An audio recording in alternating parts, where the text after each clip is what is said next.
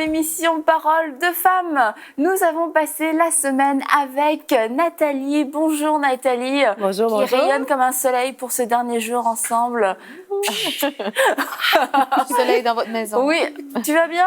Ça va bien, oui. Ouais. Très contente d'avoir passé ces journées, cette semaine avec vous. Je suis honorée des femmes précieuses et intelligentes. On n'essaye même pas juste d'avoir l'air intelligent. Elle est super intelligente. Et différente. Et voilà. Amen. C'est ça qui est extraordinaire. Chacune avec son parfum. Et tu vois, tu parlais de diversité. On a parlé un peu de diversité hier, la façon dont Dieu nous utilise. Et pour parler de l'émission, c'est vrai que Parole de femmes, il y a d'autres émissions de femmes qui existent. Mais Dieu utilise cette émission d'une façon unique et d'une façon spécifique. Et c'est vrai que c'est pas comme certaines émissions de prédication ou des... Oui, ça ressemble pas forcément à d'autres sortes d'émissions, de la manière dont on amène le message. Et pourtant, les femmes et des hommes aussi sont bénis. Donc, c'est pour ça que c'est vraiment important d'accueillir la diversité comme Dieu le voit. Et on a dit, Dieu a tellement de facettes et on est juste encore en train de le découvrir et de faire attention de ne pas mépriser les choses qu'on ne connaît pas, de ne pas mépriser la diversité et en le qualifiant juste de différent ou de moins bien. Ce que je ne connais pas, c'est peut-être quelque chose que Dieu ne m'a pas encore révélé, que je n'ai pas encore expérimenté ou qui ne me correspond pas à moi, mais ça ne veut pas dire que ça ne vient pas de Dieu. Et je crois, pour terminer un petit peu sur ce qu'on disait hier, notamment par rapport au lâcher-prise et à l'amour de Dieu, ça va vraiment ensemble, à la fois pour nous, mais aussi pour les autres, de ne pas accabler les autres avec un regard d'incompréhension ou un regard de mépris. Tu es différent, donc... je t'aime pas. J'aime pas ce que Dieu fait. J'aime pas ce que Dieu fait avec toi. J'aime pas ce qui se passe avec toi. Dieu fait pas les choses comme ça. Parfois, juste, on connaît pas, on sait pas comment Dieu fait les choses. Donc, d'accueillir cette diversité. Et pour terminer cette semaine, on va parler du repos. Ça tombe bien, je t'ai fatiguée. J'ai lâché prise hier. J'ai hésité à venir aujourd'hui. Et je me suis rappelé ce qu'Anne a dit. Ah non, lâcher prise, c'est pas ça. Donc, entrer dans le repos, ne pas essayer d'être la bien-aimée. Et ça, c'est vraiment aussi quelque chose que tu as saisi dans tout ton parcours et que tu es encore en train de saisir de plus en plus. Tu n'essayes plus d'être la bien-aimée de Dieu. Je suis la bien-aimée de Dieu. Voilà, amen. Amen. Et il y a une phrase que j'ai marquée dans mon Facebook dans les semaines précédentes. Là. Elle est arrivée comme ça. Et c'est après que je réfléchis. Ah ouais, c'est vrai. Et je me suis dit, je me suis cherchée tellement longtemps. Je me suis cherchée tellement longtemps, mais j'étais cachée dans ton cœur. Écrivez ça. Ça va faire une bombe à retardement dans votre cerveau plus tard ou dans votre cœur. C'est vraiment ça. Je me suis cherchée tellement longtemps, mais j'étais cachée au fond de ton cœur. Donc, on n'a pas le choix. Si on parcourt notre vie sans Dieu, on va se chercher, on va tourner en rond, on va arriver dans des destinations. Et pourtant, si on trouve le cœur de Dieu, on se trouve. Dans la parole, il est marqué « Quand il paraîtra, nous paraîtrons avec lui ». Et je crois vraiment, moi, mon espérance au retour de Christ, c'est ma seule espérance. Quand il paraîtra, je paraîtrai avec lui. Je suis cachée en lui. Et plus que je le découvre, plus que je me découvre. Tout ce qui est en lui m'appartient. Tout ce qui est en lui est moi. Jésus dit « Je suis dans le Père est en moi. On ne fait qu'un. Vous me voyez, vous voyez le Père. » Donc, c'est ma seule destination. C'est ma seule raison d'être. D'être caché en lui. Et je trouve de plus en plus de repos là-dedans. Et si de temps en temps, mon petit caractère essaie de sortir de là, maintenant que j'ai goûté, il me ramène. Amen. Donc, si on peut terminer cette semaine en parlant... Il nous reste encore un peu de temps pour terminer. Quand même. Je dis c'est vrai que... Mais ça va vite, finalement, ces fameuses minutes qui découlent. Mais... Vraiment, c'est le mot peut-être de la fin de la semaine, c'est que tout ce lâcher-prise a un but quand même. Tous ces temps de transition, toutes ces choses qu'on apprend, cette poursuite de Dieu, elle n'est pas en vain. Il y a vraiment une chose glorieuse. Tu sais, on vit certaines étapes, mais cette poursuite de Dieu, donc de soi-même en fait, parce qu'on est caché en lui. Donc, si on fait de 2 pierres un coup, quand on se cherche Dieu, une pierre deux coups, merci. Et je me trouve en Pierre lui. qui roule n'amasse pas mousse. Pierre qui roule n'amasse pas mousse. Amen. Écrivez-le aussi, Écrivez ça ça va faire aussi. quelque chose plus tard. Ou pas. Non, moi, je suis sûre que ça va faire quelque chose. Mais non, c'est ça. Je trouve que finalement, tout ça n'est pas en vain parce qu'en fait, on trouve cet endroit, ce repos, où c'est un repos, mais il se passe plein de choses. Et puis finalement, toutes les promesses de Dieu commencent à s'épanouir dans notre vie, mais d'elles-mêmes, finalement. C'est d'elles-mêmes. C'est une semence de Dieu qui a été mise en nous, qui finalement prend toute sa place. Moi, ça revient à la première journée de cette semaine, OK? où on a parlé d'être au lieu de faire. Oui. Juste d'apprendre à être une fille de Dieu au lieu de faire plein de choses pour le devenir quand on l'est déjà. Et puis ça, là, ça va très bien avec le verset. Ça va très bien avec le verset qui dit qu'il nous rajeunit comme l'aigle. Moi, je trouve que la science de Dieu est extraordinaire. Ça, c'est un verset qui dit, moi, j'y crois comme dur comme fer à ça. Ah, moi aussi, je le dis à tous les jours dans le Amen. miroir. Hein? J'y crois, puis en tout cas, il nous rajeunit comme l'aigle. Bon, après, c'est pas juste une potion magique, schlac, il me rajeunit comme l'aigle, mais du fait qu'on rentre dans son repos de jour en jour, parce qu'on est dans ce repos-là s'affiche sur nous de plus en plus. Ouais. C'est pas glorieux, ça? En dehors, une autre bonne raison de chercher le cœur de Dieu. Au loin, Botox, tu ne seras jamais mieux. C'est vrai, j'y crois. Et j'ai même vu dernièrement dans ma vie, j'ai dit, mon Dieu, Nathalie, ton balai fatiguée. Je vous dis, les filles, ça va de pair avec si on se laisse regagner par l'anxiété, la fatigue. On reprend des choses qu'on a lâchées prises. Puis je me suis regardée, j'ai dit, my God, j'ai pris 10 ans. Mais je suis convaincue que ça allait en parallèle. Lâche prise, lâche prise. Oui, voici, mon joug est doux et mon fardeau léger. Léger. Tu peux rien faire. Dr. Murdoch disait toujours, comment il disait ça? Ta nervosité n'impressionne pas Dieu. En voulant dire, c'est pas parce que tu cours dans tous les sens que tu t'inquiètes, que tu t'en fais, que tu impressionnes Dieu. C'est pas le cas du tout.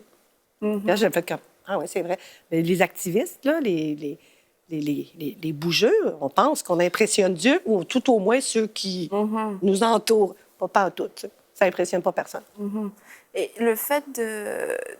Oui, comme Mathilde disait, parce que c'est de ça dont on a parlé en début de semaine, mais le fait de ne pas essayer d'être la bien-aimée de Dieu, de ne pas être aimée de Dieu parce qu'on est aimé, ça me fait aussi penser quand on avait partagé sur la guérison, quand toi tu as eu cette révélation que tu étais la guérie de l'Éternel, et ça change absolument toute notre façon d'être. Et l'apôtre Paul disait aux Éphésiens, je prie afin que vous soyez enracinés dans son amour et que vous puissiez connaître l'amour de Dieu. C'est pas que vous puissiez le mériter, que vous puissiez même le recevoir, c'est le connaître. Il est là et on peut l'expérimenter, on peut y avoir le droit. Et c'est de comprendre là où on est en fait.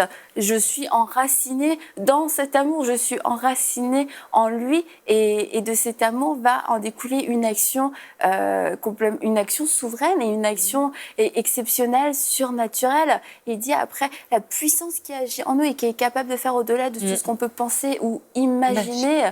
Et encore une fois, c'est que ça nous apprend à ne pas fonctionner avec nos propres forces.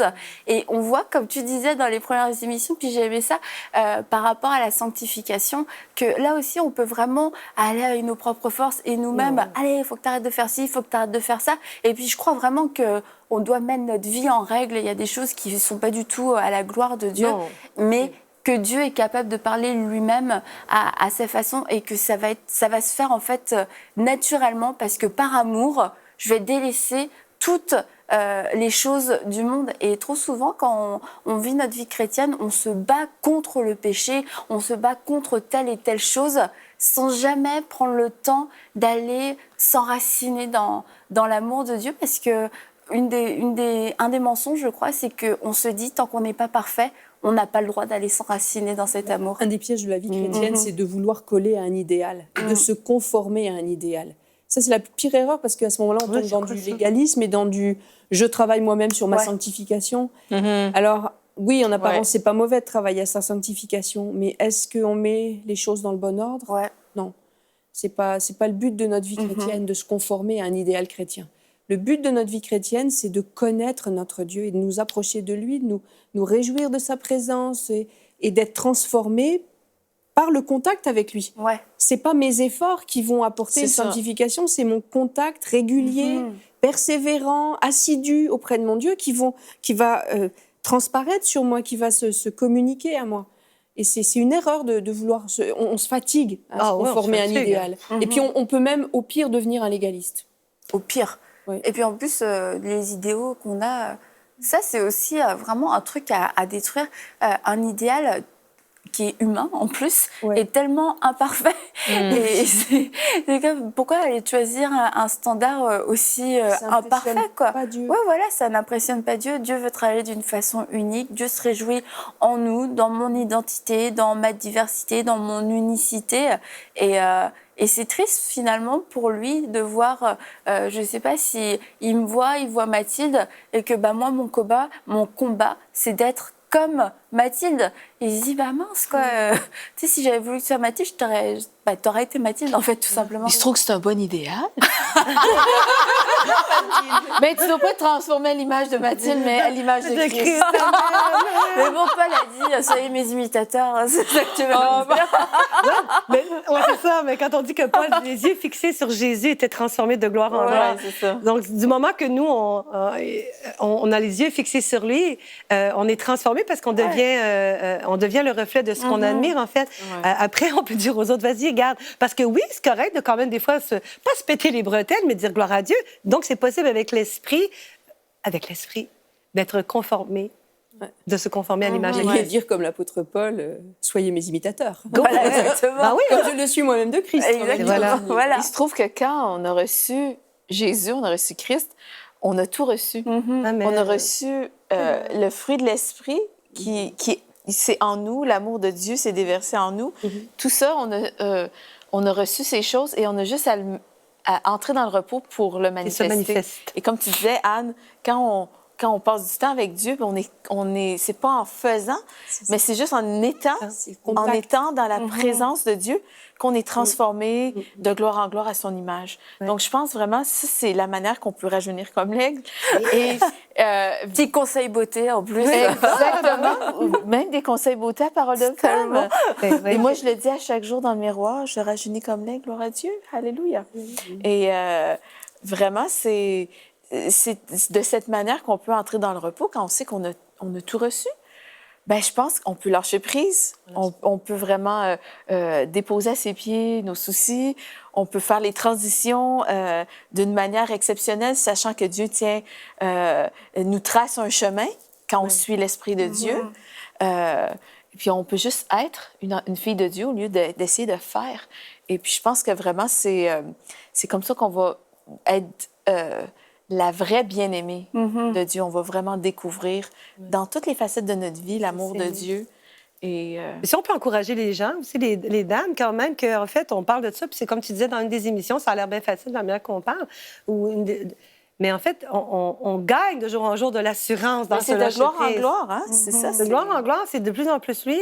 C'est de focaliser sur la vie, c'est focaliser sur Christ.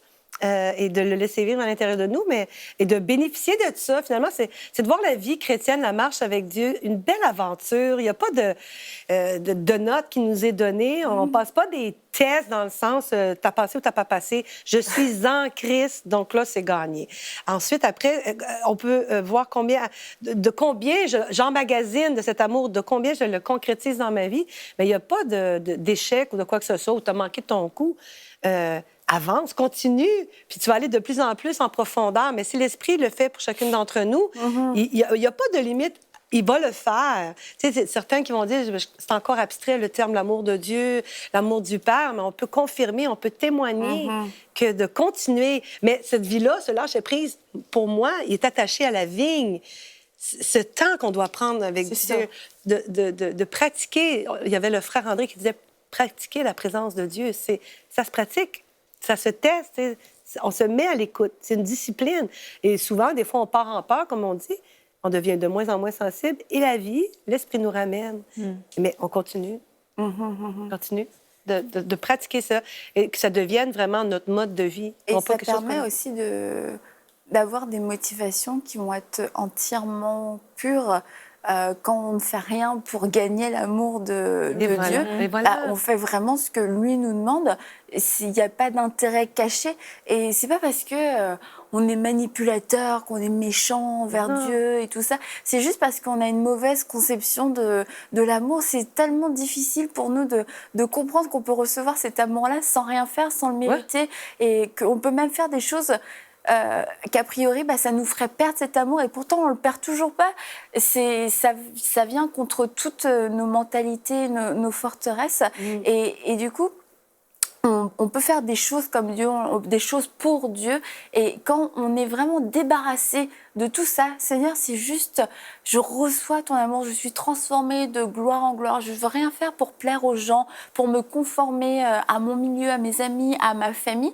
Ça va être de plus en plus facile d'accepter ce à quoi on est réellement appelé, de ne pas en faire plus, de ne pas en faire moins non plus, mais juste de rester dans la volonté de Dieu. Et tu dis, quand tu vois Jésus, il a dit, je suis venu pas pour faire ma volonté, mais la volonté du Père, de celui qui m'a envoyé. Et tu te dis que, en fait, il a eu beaucoup d'opportunités de dévier. Il aurait pu rester dans telle et telle ville. On lui disait, reste. Il dit, non, il faut encore que j'aille dans telle et telle ville pour faire du bien, pour délivrer, pour témoigner de l'amour de Dieu, manifester l'amour de Dieu. Et tu vois que Jésus, il avait vraiment ses priorités en place. Pourquoi ? Parce qu'il avait cette connaissance de l'amour de Dieu et cette motivation de faire la volonté de Dieu. Donc, il n'y a aucun homme qui aurait pu l'arrêter, aucune circonstance, rien du tout. C'était, non, je vais juste faire la volonté. Vous me demandez de rester, je ne peux pas rester, je vais juste partir. Vous me demandez de partir, mais je dois rester, donc je vais rester. C'était un petit peu contrariant quand même. Mais ça empêche justement les contrariétés quand tu es juste complètement abandonné à qu'est-ce que Dieu veut, à l'esprit de Dieu. C'est juste les gens autour de toi qui sont contrariés. Oui, c'est ça, mais ça apporte le repos, ça apporte vraiment le repos de s'abandonner juste à ce que l'Esprit de Dieu veut, parce que dans le fond, s'il y a quelque chose qui ne fonctionne pas, puis qu'on pensait qu'il était pour fonctionner, c'est pas contrariant, parce que tu dis, Dieu m'a juste gardé de quelque chose. Et à l'inverse aussi, des fois, on pensait que telle chose n'était pas possible, puis Dieu fait l'impossible, et on se dit, wow, gloire à Dieu. Je pense que c'est une vie de miracle aussi d'entrer dans le repos de Dieu. Il y a quelque chose qui aide. Je ne sais pas si tout le monde est capable de faire ça. C'est peut-être aussi une question de comment on se représente les choses. Mais je trouve que ce qui aide beaucoup, c'est de changer notre focus de place. C'est-à-dire qu'au lieu de partir de notre vie terrestre et d'appréhender les choses de notre vie terrestre, c'est d'appréhender déjà les choses célestes. Amen. En sachant que sur la terre, c'est juste les prémices de l'amour de Dieu qu'on a.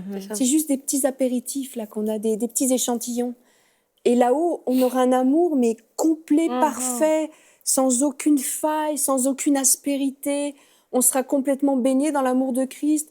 Notre apparence aura plus d'importance. Il n'y aura plus rien qui va accrocher. Et quand on conçoit ça, qu'on arrive à concevoir ça, parce que c'est au-delà de notre... Comprenez bien, c'est tellement loin de notre intelligence et de ce que notre esprit humain peut appréhender. Mais quand même, la Bible nous donne des petites... des petits avant-goûts. Des prémices. Des petits prémices.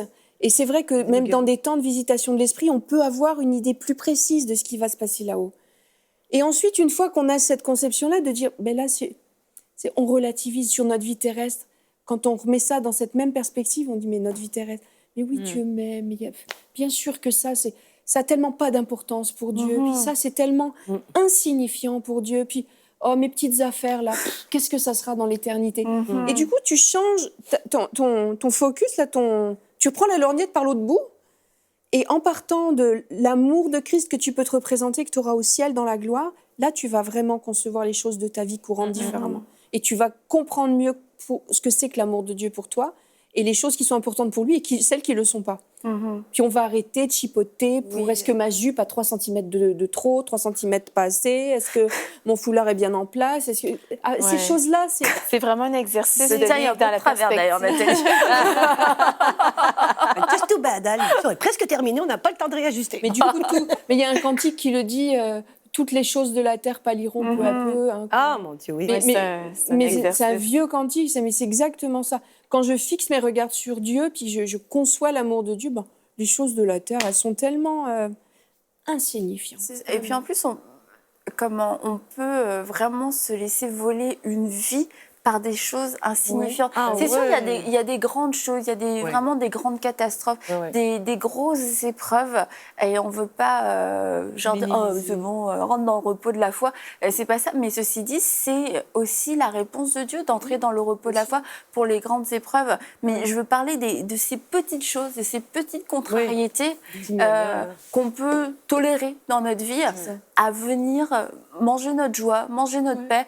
On dit, oh, bah, c'est pas grave, je peux pas en faire un sujet de prière parce que c'est pas très grave. Je peux pas non plus en faire un sujet de changement, de transformation. Écoute, tout le monde a ses petits défauts, tout le monde a ses petites choses. Puis tu te rends compte, c'est des choses qui te prennent du temps tous les jours, chaque jour, chaque semaine, chaque mois, chaque année, qui conditionnent des réactions, qui conditionnent des traits de personnalité, qui conditionnent des choix. Et au final, ça prend énormément de place dans notre vie. Et puis quand tu prends l'autre bout de la lorgnette, comme dirait Anne, bah, tu te dis, en fait, c'est des choses qui sont tellement insignifiantes qu'elles ne devraient pas nous influencer. Si ces choses nous influencent pas, parfait. Mais si ces choses viennent juste, ne serait-ce nous voler qu'un petit peu de joie, nous mettre des sentiments d'animosité, de colère ou quoi que ce soit, bah, c'est des choses qui viennent nuire à notre vie. Et c'est des choses qu'on ne devrait juste pas tolérer, finalement. On a le droit. La parole que Dieu dit à Jonas, fais-tu bien de t'irriter? Ouais. Je sais que mon mari, au début de notre mariage, il me le dit souvent, fais-tu bien de t'irriter? Puis ça m'est vraiment resté. Maintenant, je me le dis à moi-même, fais-tu bien de t'irriter? Fais-tu bien de t'irriter? Fais-tu bien de t'irriter?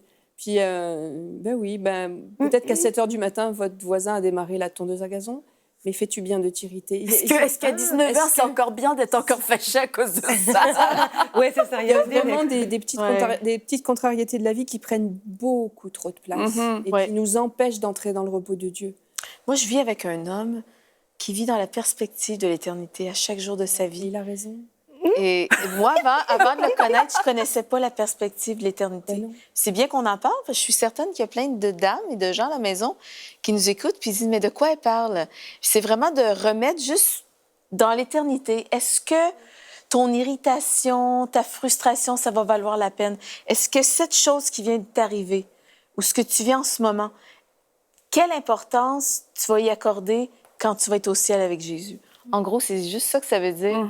Et puis là, quand la Bible dit toutes les choses pâlissent à sa lumière, ben on comprend la signification de ce verset-là et de la perspective de l'éternité. Et de remettre vraiment les petites choses qui nous contrarient. Il y a des gens qui sont contrariés plus facilement que d'autres. Moi, je suis une personne qui était facilement contrariée et j'ai vraiment appris à lâcher prise. J'ai appris vraiment à pas trop m'en faire avec des petites choses qui, finalement, ça me vole ma joie. Même ça vole la santé de toujours être contrarié, d'être toujours dans les soucis, d'être dans l'inquiétude, l'accablement. Et puis, le fait de toujours avoir quelqu'un qui me rappelle la perspective de l'éternité, ben ça fait que tu développes ce sens-là qui est comme qui devient inné, mais auquel j'étais pas familière du tout auparavant. Donc, j'encourage vraiment tous ceux et celles qui nous écoutent à adopter, à saisir le concept de l'éternité. Et de cette manière-là, ça va être facile d'entrer dans le repos de Dieu. Et vraiment, on va vivre la paix de Dieu beaucoup plus facilement. Et toutes les choses vont... En fait, les choses se placent parce que on fait confiance à l'Esprit de Dieu, on fait confiance à Dieu. On apprécie le voyage. Et voilà. Ça, mais d'un côté pratique, c'est vrai aussi, parce que les gens disent la perspective de Dieu et tout, la pensée de cette éternité, il ne faut pas oublier, puis il faut peut-être même le rappeler aujourd'hui plus que jamais, il faut faire un choix de se retrouver seul avec lui. Faire un choix, un exercice de trouver, on a chacune une manière de pénétrer les lieux secrets de Dieu, son cœur, que ce soit une qui se mette à son piano, l'autre qui va avec son café sur la terrasse, l'autre qui va marcher en forêt. Sur son ballon. De ne pas... Ah oui, tiens, c'est pas comme Joël qui prie sur un ballon. Et j'ai entendu une fois. Mais non, c'est un exercice et c'est super important parce que je trouve que dans les temps où on vit présentement, il y a les enjeux de se laisser gober par tout ce qui nous entoure et toute la responsabilité, le fardeau de tous les soucis du monde. Oui. Et là, si tu as Facebook, réseaux sociaux et plus la télévision, moi, j'ai pas la télévision à la maison parce que déjà, les réseaux sociaux, c'est suffisant, Netflix et compagnie. Mais cela dit, donc la tentation, elle est très forte plus que jamais d'embarquer dans cet engouffrement. Donc, on a une responsabilité quand même de venir et de trouver pour chacune d'entre nous comment je me laisse toucher par Dieu, qu'est-ce qui me touche, et de continuer. Parce qu'il y en a une de s'asseoir comme ça, que ça ne va pas marcher. Il faut trouver, et je te dis, on la trouve et ça marche. Comme David qui prenait son instrument et ring, et tout d'un coup, l'atmosphère changeait et le roi vivait ces moments-là avec Dieu. Ouais. Donc, mais il faut exercer ça. C'est bien que tu le dises, il n'y a pas de manière, méthode spécifique. Il y avait, en début d'année, chaque année, je prends un temps pour prier pour l'année qui vient. Puis cette année, il y avait vraiment une parole qui me revenait, c'était « Choisis la vie ». C'est un verset de Deutéronome, il est dans 2 places, Deutéronome 29 et 31. Mais choisis la vie. Et choisir la vie, c'est pas un grand concept. C'est une succession de petits choix, de micro-décisions dans ta journée. Et il y a des femmes qui me disent « Ah, mais il y a tellement de choses qui me contrarient, et puis il y a ça, puis des sources d'anxiété. » Mais à chaque occurrence, là, à chaque situation, tu as le choix. Ou tu choisis la vie, puis tu vas te mettre dans le repos de Dieu, puis tu vas laisser aller des choses qui sont pas... Il y a des choses dont on s'encombre en permanence et qui vont nous sucer notre vie, là, nous avaler, nous siphonner notre vie. Choisir la vie, ça va être dans chaque micro-décision, dans chaque micro-situation de la journée, choisir le bon côté, choisir la meilleure part. C'est pas un grand concept, hein. C'est là, maintenant, là. Il y a quelque chose qui me contrarie, j'ai la lumière dans les yeux, ça m'agace. J'y pense pas. Il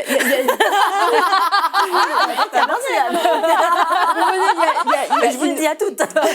Il y a une succession, un collier là, de choses qui se mettent les unes après les autres dans notre journée, qui peuvent être potentiellement destructrices. Tout à fait. Mais c'est notre choix à nous, c'est pas le voisin qui va choisir à notre place.